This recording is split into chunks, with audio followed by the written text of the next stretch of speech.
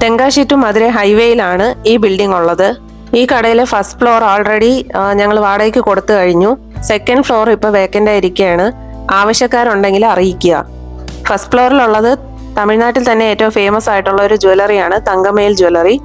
അതുപോലെ തന്നെ സത്യ മൊബൈൽസ് ആണ് ഇപ്പുറത്തെ സൈഡിൽ എടുത്തിരിക്കുന്നത്. നല്ല സിറ്റി സെന്ററിലാണ്, ഹൈവേ സൈഡിലാണ്. അതുപോലെ തന്നെ ബാത്റൂം ഫെസിലിറ്റീസ് ഒക്കെ ഉള്ള ഒരു നല്ല അടിപൊളി ബിൽഡിംഗ് ആണ്. റെന്റിന് വേണം എന്നുള്ളവർ ആവശ്യപ്പെടുക. ഇതിലൊരു സ്പെഷ്യൽ അഡ്വാൻറ്റേജ് എന്താണെന്ന് വെച്ചാൽ ഇതിൽ കാർ പാർക്കിംഗ് സൗകര്യവും ഉണ്ട്. സെക്കൻഡ് ഫ്ലോർ ആണ് ഞങ്ങളിപ്പോൾ റെന്റിന് കൊടുക്കാനായിട്ട് ഉദ്ദേശിക്കുന്നത്. സെക്കൻഡ് ഫ്ലോർ ഇപ്പോൾ ഒരു ഹാള് പോലെയാണ് കിടക്കുന്നത്.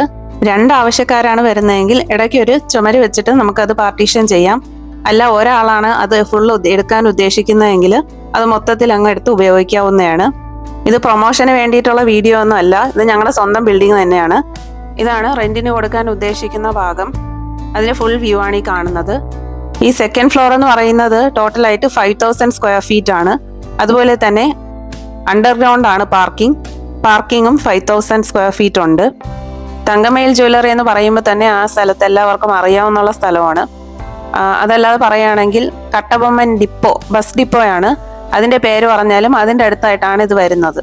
അതുപോലെ ലെമൺ മാർക്കറ്റിന്റെ അടുത്തും കൂടിയാണ് ഇതിരിക്കുന്നത്.